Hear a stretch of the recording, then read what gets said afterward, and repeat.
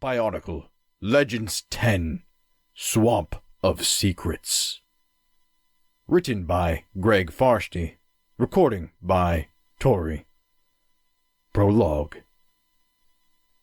Takua, Toa of Light, walked along the shoreline of the city of Mata Nui, his keen eyes scanning the waters. He did this every day, waiting for some sign of the Toa Nuva's return. His time as sole guardian of the city was over. The Toa Mari had returned, -1 of their number, to help secure Mata Nui. But the Toa Nuva were still missing, and no one knew where they were. He had petitioned Turaga Duma for permission to go searching for them. The Turaga had promised to consider it, but Takua was tired of waiting. I sat here and did nothing while the Toa Nuva almost died on the island of Voyanui, he thought. I wasn't there when Jaller and his team risked their lives to save the great spirit Mata Nui. Maybe Toa Matoro wouldn't have died if I had been there.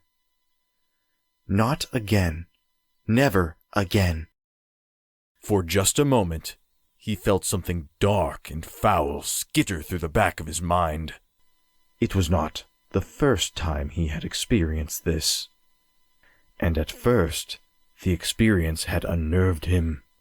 It was Turaga Oniwa who told him that what he was feeling was some other mind trying to intrude on his. Instead of pulling away, Takua was supposed to push back to try and find the source. The Toa of Light steeled himself and thrust with all his mental energy. Suddenly, he saw a picture in his mind. It was only there for an instant, but long enough for him to see that his attacker was in the Mata Nui archives. Along with the picture came 2 words, heard as clearly as if someone had spoken them out loud. Dark Hunter. Takua broke into a run, heading for the Anu Metro district and the entrance to the archives. It all made sense now. The band of thieves and killers called Dark Hunters had coveted Mata Nui for thousands of years. They had slipped one of their number into the city, no doubt to stage a sneak attack in preparation for a full-scale invasion. Good plan, thought Takua. Too bad it's about to turn into such a disaster for them. He ran, dashing past Matoran, hard at work rebuilding the city, leaping over obstacles, totally focused on his goal. Later, he would realize that if he had been paying more attention to his surroundings, he might have noticed the slime-covered creature that was slithering towards him. He might have saved himself. Takua had almost reached his destination when it struck. The shadow leech leapt at him, attaching itself to his armor with an unbreakable hold. It was hungry, and light was its preferred meal. In the Toa of Light, it had a feast waiting to be eaten. He screamed as the creature began to drain the light that was his essence. For a normal being, it would have been painful. But for someone who was as bonded to light as Takua, it was sheer agony. As the light left him, it was replaced by darkness. Instinctively, he knew that if this creature wasn't stopped, he would be a Toa of shadow when it was done. If he was still alive at all. Takua stumbled and fell. The pain was getting worse. If he blacked out, it would be over. He had to do something. Now. The leech was clinging to his chest armor, gorging itself on light. The armor had already turned from gold to gray, signaling how close Takua was to being lost to darkness. With great effort, he raised his arm and pointed his hand directly at the leech. Then a thin, intense beam of light shot from Takunuva's palm, striking the creature. At first, It seemed like a terrible mistake. Hitting a creature who fed on light with more light looked to only make it stronger. But with the light came heat. Blistering heat. Smoke rose from the shadow leech as it began to burn. When the heat became unbearable, the creature tore itself loose and tried to squirm away. The Toa increased the power of the beam until the shadow leech was nothing but smoke and ashes. Then Takanuva collapsed, unconscious. His last thought was whether he would still be a Toa of light when he awakened, or if it was already too late. When he could see again, Takanuva looked around in surprise. He would have expected to be in Taragaduma's chambers, in the Colosseum, or even in some Matoran shelter in Anu Metru. Instead, he was in a darkened room that stank of rot. Am I dead then? He wondered. Just waiting for some Po Matoran to carve my memorial stone? No, you are very much alive. A figure moved toward Takanuva in the dim light. For reasons he couldn't name, the Toa's first thought was that it was Makuta, come for revenge. But a minor use of his power illuminated the room and revealed the being drawing closer. She was not Makuta, but she was indescribably ancient and disturbingly frail in appearance. Her mask and armor were pitted and scarred from 1,000 battles. She looked like a Toa, but her armor and mask design didn't resemble anything Takanuva had ever seen before. The light revealed another figure as well. This one was also a Toa, though not someone Takanuva recognized. His mask of power matched the description of a Salitu, or mask of telepathy. It is good to see you are still alive, the female said, her voice so soft it could barely be heard. When Toa Krakua here found you, we thought, well, we did not bring you to a place of the dead on a whim.